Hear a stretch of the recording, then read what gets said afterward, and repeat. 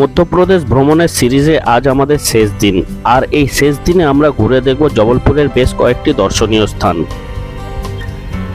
এই মধ্যপ্রদেশ ভ্রমণের সিরিজের ভিডিওগুলিতে আপনারা দেখেছেন আমরা 27শে ডিসেম্বর 2025-এ হাওড়া থেকে শিপ্রা এক্সপ্রেসে করে 28 তারিখ রাত 11:40-এ আমরা উজ্জয়িনী স্টেশনে এসে পৌঁছাই।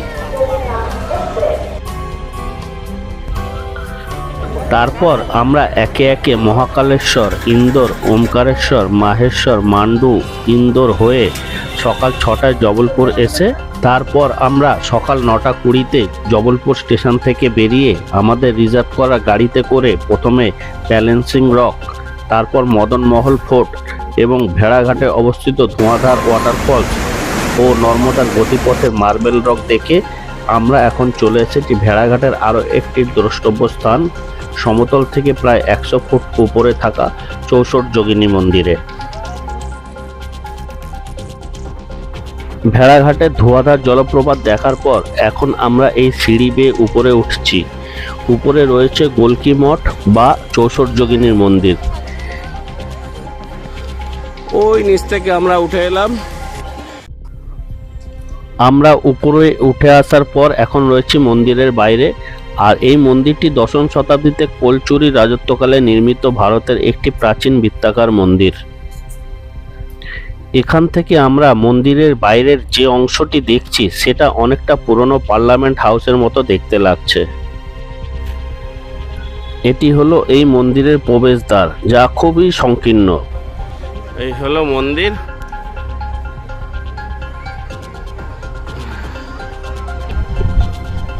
এই মন্দিরটি ভগবান শিব এবং দেবী পার্বতীকে উৎসর্গ করা হয়েছে। এই মন্দিরকে কেন্দ্র করে বৃত্তাকারভাবে রয়েছে 64টি দেবী মূর্তি, তাই এই মন্দিরের নাম 64 যোগিনী মন্দির। এই মন্দিরে শিব এবং পার্বতী নন্দীর উপর বিরাজমান রয়েছে।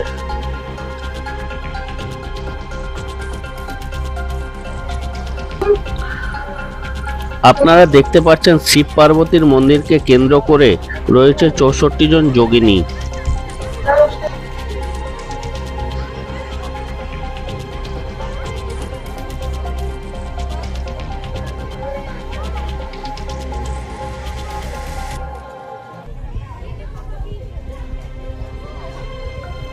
64 যোগিনী মন্দির দেখার পর এখন আমরা যাচ্ছি পঞ্চবটি, যেখানে মার্বেল রকের মধ্যে দিয়ে নৌকো বিহার করা হয়।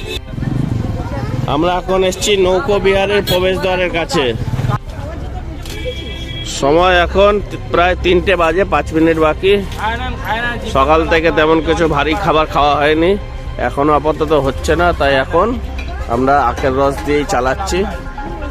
এরপর নৌকা বিহার করে তারপর আমরা দুপুরের লাঞ্চ করব।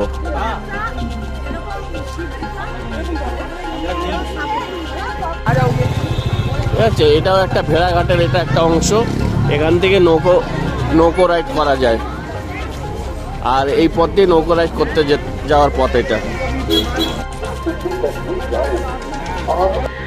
এখানে আপনারা 2 রকম ভাবে নৌকো রাইড করতে পারবেন।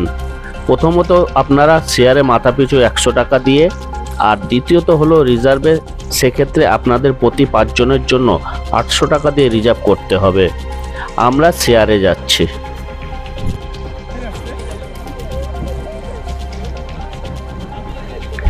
এই নৌকো রাইডটি সম্পূর্ণ করতে 40 থেকে 45 মিনিট সময় লাগবে।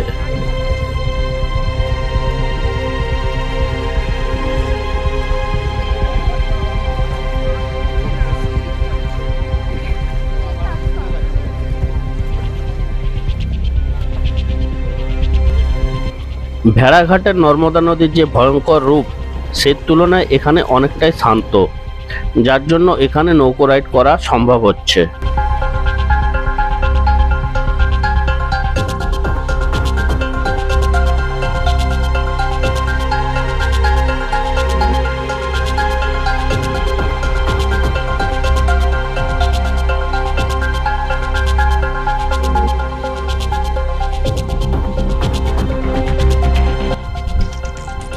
আমাদের নৌকোর মাঝির সঙ্গে কথোপকথনের মাধ্যমে জানতে পারলাম এখানে বর্ষাকালে জলের স্তর 100 ফুটেরও উপরে উঠে যায়।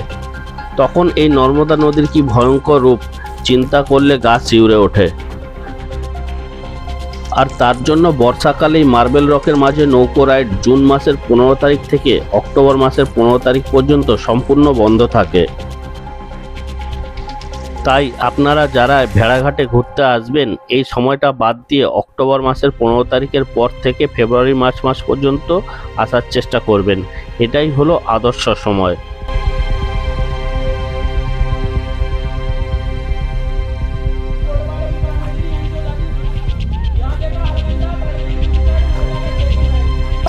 আমাদের নৌকো যত সামনের দিকে এগোচ্ছে আশেপাশের ছবি পাল্টে যাচ্ছে মার্বেলের রং, পাল্টে যাচ্ছে পাথরের ধরন। এইসব দেখতে দেখতে আমরা একটু একটু করে এগিয়ে চলেছি। সামনের এই পাথরটি কল্পনা করলে মনে হবে যেন শিবের সামনে নন্দী বসে আছে।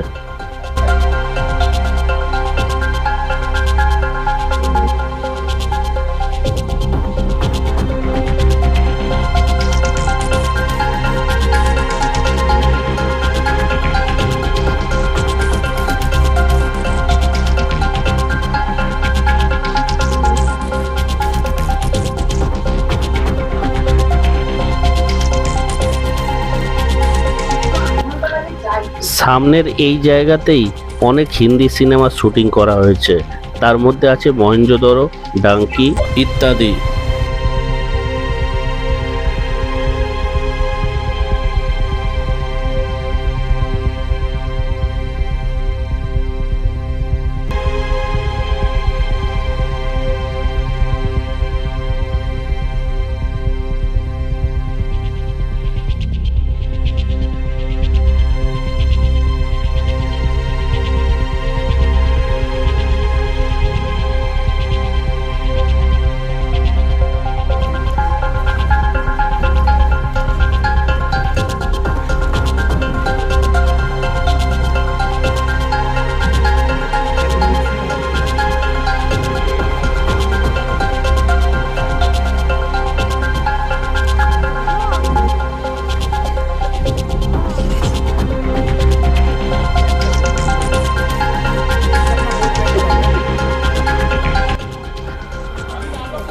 আমরা কিছুটা করে যাচ্ছি আর মনে হচ্ছে যেন এর থেকে আরও একটু সামনে গেলে মনে হয় আরও ভালো কিছু দেখা যাবে। এইভাবে আমরা 40-45 মিনিট এই মার্বেল রকে একটু একটু করে অনেকটাই ভিতরে চলে গেলাম আর ঘুরে এলাম এই সম্পূর্ণ মার্বেল রক।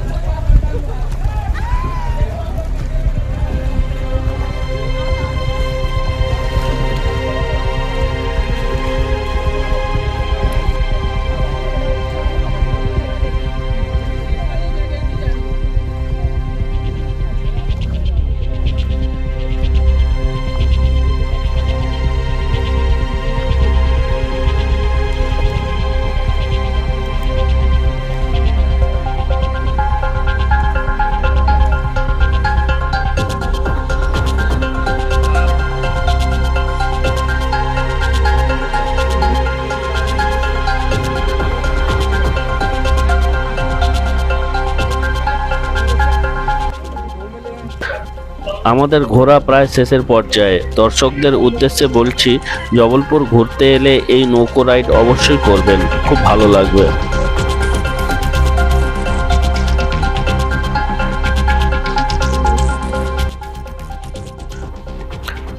আমরা ভেড়াঘাটে নৌকো বিহার করার পর বেলা 4টের সময় লাঞ্চ করে বেরিয়ে পড়লাম। এখন আমাদের পরবর্তী দর্শনীয় স্থান হলো কাচনার সিটি। ভেড়াঘাট থেকে কাচনার সিটির দূরত্ব হলো 20 কিলোমিটার।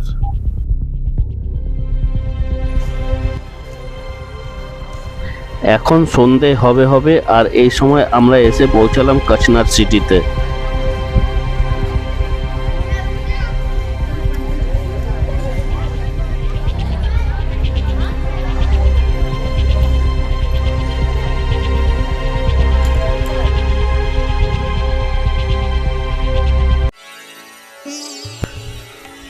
জবলপুরের এই কাচনার সিটি শিব মন্দির তার 76 ফুট অর্থাৎ 23 মিটার উঁচু সুবিশাল শিব মূর্তির জন্য বিখ্যাত।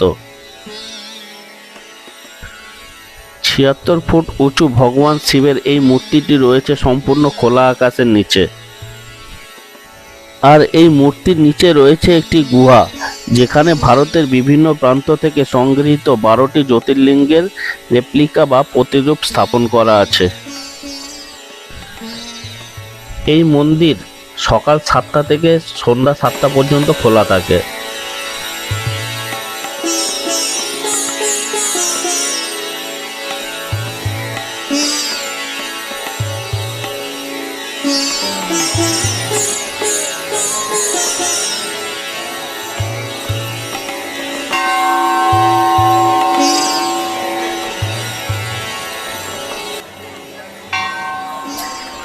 আমরা এখন এই মূর্তির নিচে থাকা গুহার মধ্যে প্রবেশ করব আর সেখানে দেখে নেব 12টি জ্যোতির্লিঙ্গ।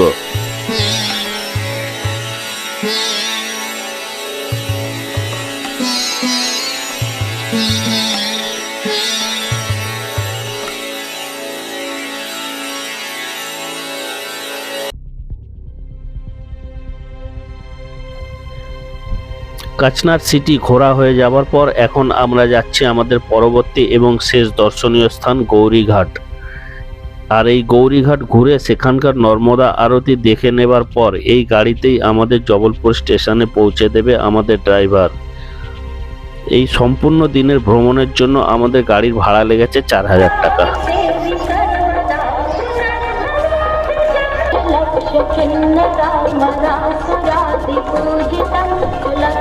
এখন সময় হলো সন্ধ্যা 7টা আর এখন আমরা রয়েছি গৌরীঘাটে। আর এই গৌরীঘাটের নর্মদা আরতি দেখার পরে আজকে আমাদের ভ্রমণ পর্ব শেষ হবে।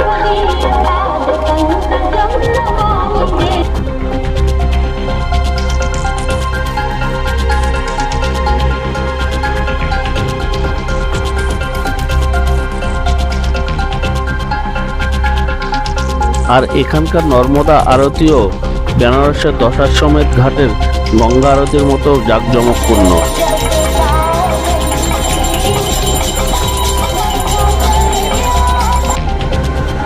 নর্মদা আরতি দেখে নেওয়ার পর এখন আমরা চলে এসেছি জবলপুর স্টেশনের 4 নম্বর প্ল্যাটফর্মে। এখান থেকেই আমাদের ট্রেন শক্তিপুঞ্জ এক্সপ্রেস রাত 10টা 35 ছাড়বে।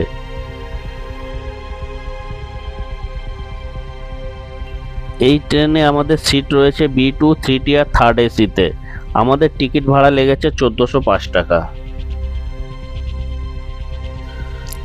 আমাদের এই ট্রেন 11447 শক্তিপুঞ্জ এক্সপ্রেস আজ রাত 10টা 25 ছেড়ে আগামীকাল রাত 10টা 45 হাওড়া পৌঁছে তার যাত্রা শেষ করবে। জবলপুর থেকে হাওড়া পর্যন্ত এই ট্রেন 1142 কিলোমিটার পথ অতিক্রম করবে। আর এই পথ অতিক্রম করতে এই ট্রেনের সময় লাগবে 24 ঘন্টা 20 মিনিট।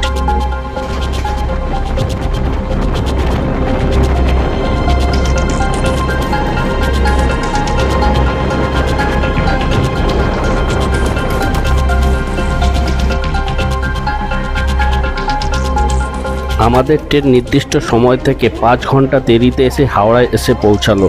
এখন ঘড়িতে সময় হলো ভোর 4:45, যেখানে আমাদের ট্রেন গতকাল রাত্রে 11:15টায় পৌঁছানোর কথা ছিল, সেই ট্রেন এখন এসে পৌঁছালো। আমরা হাওড়া পৌঁছে আমাদের যাত্রা শেষ করলাম। আমাদের ভিডিও কেমন লাগলো কমেন্ট করে জানান, আর ভালো লাগলে একটা লাইক করে দিন। এইরকম ভ্রমণ সংক্রান্ত আরও ভিডিও দেখার জন্য আমাদের চ্যানেল সাবস্ক্রাইব করে রাখতে পারেন। তাহলে আমরা নতুন ভিডিও দিলে আপনারা জানতে পারবেন এবং দেখতে পারবেন। তাহলে সাবস্ক্রাইব করে দিন এখনই। ভালো থাকবেন, সুস্থ থাকবেন।